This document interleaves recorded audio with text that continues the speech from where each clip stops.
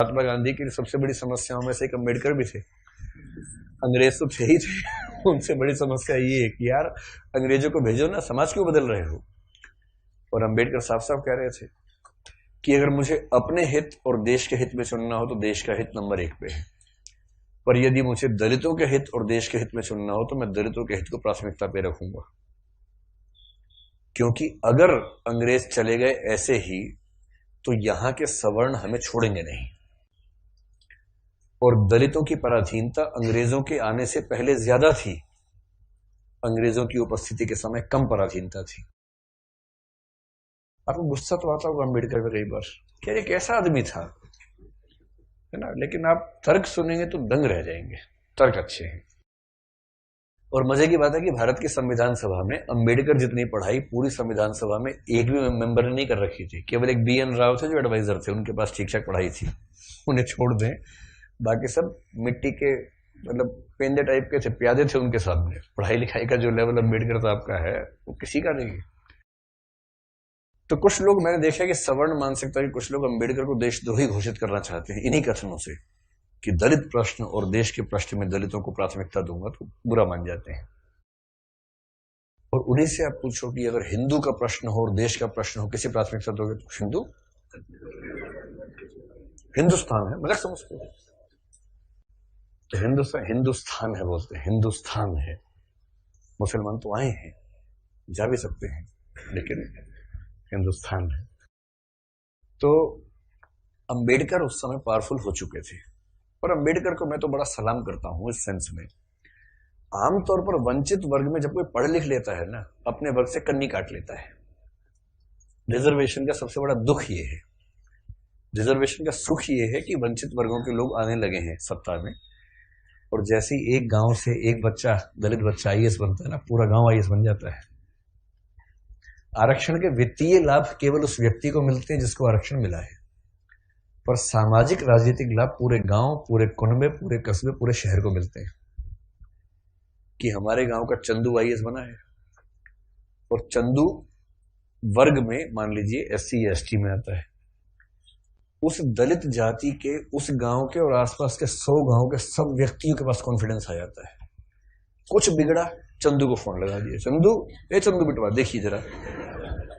अब पुलिस वाले ने रोका लाइसेंस के लिए, रुको रुको बात करवाते हैं, ऐसे करके कह रहे किसको फोन करो? चंदू को फोन करो। छोड़ दो कोई बात नहीं, आप जाओ जाओ जाओ, आप गाड़ी कैसे भी ले जाओ, सिर के ऊपर रख के ले जाओ, कोई बात नहीं, हम कुछ नहीं बोलेंगे। कॉन्फिडेंस लेवल बढ़ जाता है। एक रिजर्वेशन का फायदा ये होता है, आर्थिक फायदा नहीं होता, रिजर्वेशन आर्थिक मामला नहीं है, वो सामाजिक राजनीतिक समतलीकरण का मामला है, उसमें उसको देखना है। और अम्बेडकर ने, आजकल क्या होता है कि जो बच्चा IAS बनता है सबसे पहले कोशिश करता है कि उसकी जाति किसी को पता ना लगे कि वो रिजर्वेशन में है। और बहुत सारे लोग SC ST या OBC से रिजर्वेशन का लाभ लेकर अगर IAS बनते हैं तो कोशिश करते हैं कि शादी से सवर्ण समाज में हो, क्योंकि IAS खुद एक जाति है, उस जाति में शादी कहीं भी हो सकती है, वहां जाति प्रथा बीच में नहीं आती है।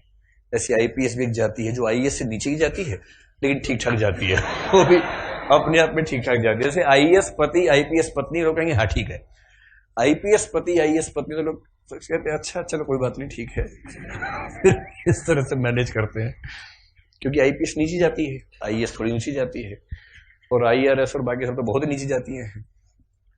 और उसमें जो ग्रुप भी हैं वो तो शूद्र टाइप के माने जाएंगे कि ये तो बहुत ही नीचे के लोग हैं। बेशक UPSC ने सफलता दी हो, पर ये तो ये नहीं चलेंगे, इनके 10 नंबर कम आए से इनको बाहर करो यहाँ से एक प्रकार की जाति व्यवस्था वहां भी है। तो दलित चेतना जो अम्बेडकर की वजह से, अम्बेडकर का सम्मान क्यों करना चाहिए कि वो इतना पढ़ने लिखने के बाद भी चाहते तो वो भी एक शानदार जिंदगी जी सकते थे, उनको मिल ही रही थी भाई। वो PCS ऑफिसर थे बड़ौदा में, मजाक छोड़ना है, नागपुर में शायद। और जब नागपुर में वो सिविल सेवक बनकर आए, फेलोशिप वहीं से मिली थी पढ़ने के लिए, जब वापस लौटे तो उनको PCS अधिकारी बनाया गया। तो उनको कहा कि आप यहां रहना शुरू कीजिए और काम संभाल लीजिए। अब ये अम्बेडकर के सामने सबसे बड़ी समस्या, अगर आप उनकी कभी आत्मकथा पढ़ें, मैं कैसे बना, हिंदी अनुवाद उसका ये है, उसमें प्रसंग है कि नागपुर में रहना है उनको, क्योंकि वो ऑफिसर हैं, उनको अपने रहने के लिए कमरा चाहिए या घर चाहिए, ढूंढ रहे हैं पूरे शहर में, कमरा ही नहीं मिल रहा। लोग पहले पूछते हैं जाति कौन सी है, वो बताते हैं कि महार जाति का हूं, तो भाई कमरा नहीं है हमारे पास, हम किसी दलित को कमरा देंगे ही नहीं अपना।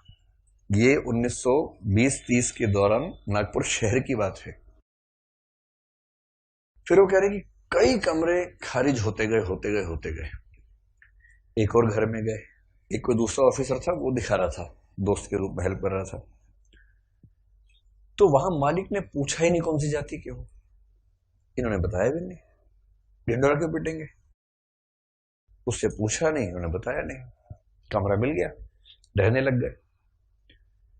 और फिर वो देखते हैं कि एक दिन अचानक सुबह उठा तो बहुत शोर मचा हुआ था, मुझे लगा पता नहीं क्या हो गया। खिड़की से नीचे देखा तो हजारों की भीड़ हाथ में डंडे भाले हथियार लेके खड़ी हुई थी। उनको पता लग गया था कि एक दलित आदमी इस घर में रहता है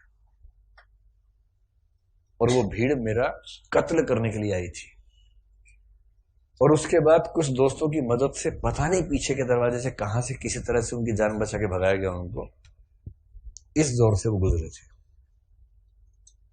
ये उसी देश की बात चल रही है, सारे जहां से अच्छा हिंदुस्तान हमारा, हम बुलबुलें हैं इसकी, ये गुलसिता हमारा, उसी की बात चल रही है। किसी और देश, पाकिस्तान की बात नहीं चल रही है, उसमें पाकिस्तान था ही नहीं, पाकिस्तान पेट में था उस समय। अभी हुआ नहीं था, मतलब होने वाला था, अभी नहीं हुआ था।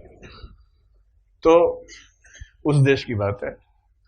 और जब वो स्कूल में पढ़ते थे तो स्कूल में पढ़ते इसलिए थे कि उनके पिता सरकारी नौकरी में थे, तो थोड़ा सा ठीक स्थितियां थी उनकी, इसलिए स्कूल में एडमिशन मिल गया। पूरे स्कूल में एक दलित बच्चा था बस, B.R. अम्बेडकर, बस, बाकी सब सवर्ण बच्चे थे। अब दलित बच्चा कैसे हैंडल करे, वो पानी पीने जाएगा, पानी को छू देगा, पानी पवित्र हो जाता है, उसमें हीलियम आ जाता है हाइड्रोजन की जगह। उसके बाद जैसे दलित बच्चा छुएगा हाइड्रोजन के गुण बदल जाएंगे उस पर। तो एक व्यवस्था थी कि भाई पानी पीने की एक जगह थी सबके लिए, एक अलग से मटका था अम्बेडकर के लिए, अलग से रखते थे दूर, उनको वही पीना है और मटके को हाथ नहीं लगाना है। अब कभी कभी क्या हुआ, कई बार ऐसा हुआ कि जो आदमी पानी की व्यवस्था करने के लिए तैनात था वो छुट्टी पर चला गया, एक दिन 2 दिन आया ही नहीं। अब इसको प्यास लग रही है, बाकी बच्चों के पास पानी पीने को, उसको पानी पीने को नहीं है। कई ऐसे दिन गुजारे स्कूल में जब उनको पीने को पानी मिलता ही नहीं था। चेतना ऐसे बनती है, ये सब झेलने के बाद बनती है। इससे जब आप हरिजन गाथा कविता पढ़ेंगे तब समझ में आएगा कि वो किस दौर से, किस स्थिति से गुजर के वो विचार बनते हैं। और अभी एक अदम गौंडवी की कविता है, वो भी हरिजन के गांव जैसा कुछ नाम है, उसको भी पढ़ेंगे, हम जिक्र करेंगे आगे चलकर, तब समझ में आएगा। ये सब मैं इसलिए कह रहा हूं कि इतिहास के नेताओं को सीधे खारिज करना बहुत आसान होता है। जब आप उनकी स्थितियों को समझेंगे, उनके विचार कैसे बने समझेंगे, तब उनका महत्व समझ में आता है। अंबेडकर का बड़प्पन यह है कि बहुत अच्छी स्थितियों में जाने के बाद, इंग्लैंड में, अमेरिका में पढ़ने के बाद, वहां भी टॉप करने के बाद, वो चाहते तो वहीं किसी विश्वविद्यालय में प्रोफेसर बन सकते थे और धूमधाम से जिंदगी गुजार सकते थे, पर उन्होंने चुना संघर्ष का रास्ता। लौट के आए, संघर्ष किया और अपने साथ साथ अपने पूरे समुदाय की मुक्ति का रास्ता चुना। और जितने सफल हुए उतना सफल होना एक जिंदगी में आसान भी नहीं होता, जितने वो सफल हुए उन्होंने काफी कुछ कर भी दिया। अब उस अंबेडकर का तेज 1936 में फैल चुका था। महात्मा गांधी बहुत दुखी है। महात्मा गांधी घोर वर्ण व्यवस्था के समर्थक आदमी थे, इतने पक्के रूढ़िवादी थे इस मामले में। मतलब महात्मा गांधी के प्रति मेरा सम्मान उतना ही जितना अंबेडकर के प्रति है, पर इस मामले में वो बहुत ही दकियानूसी किस्म के व्यक्ति थे। अपनी एक किताब हिंदू धर्म में लिखा है उन्होंने कि वर्ण व्यवस्था उतनी ही नैसर्गिक और प्राकृतिक व्यवस्था है जितना न्यूटन का गुरुत्वाकर्षण का नियम। ये महात्मा गांधी का वाक्य है, किसी और का वाक्य नहीं है। इसलिए उनके पेट में खलबली मची हुई थी कि अंबेडकर बीच में कैसे आ गया। अंत में अम्बेडकर बोले, महात्मा जी हमने बहुत ट्राई कर लिया कि हिंदू धर्म में रह के चीजें ठीक कर लें, हो नहीं पा रही, हम हिंदू धर्म छोड़ रहे हैं। अब महात्मा गांधी परेशान। उनके लिए भारत से ज्यादा महत्वपूर्ण हिंदू धर्म है महात्मा गांधी के लिए, गीता, वो सब, उनका तो वैष्णव परंपरा, वो सब विचार ज्यादा थे। 1937 में कहते हैं कि अंबेडकर ने घोषणा कर दी कि मैं हिंदू धर्म छोड़ रहा हूं। महाराष्ट्र में अनाउंस किया एक सभा में, और उस सभा में सीधे कहा कि देखो भाई लोगों, मैं हिंदू पैदा हुआ इस पर मेरा बस नहीं था, पर मैं हिंदू के रूप में ना मरूं इस पर मेरा बस है।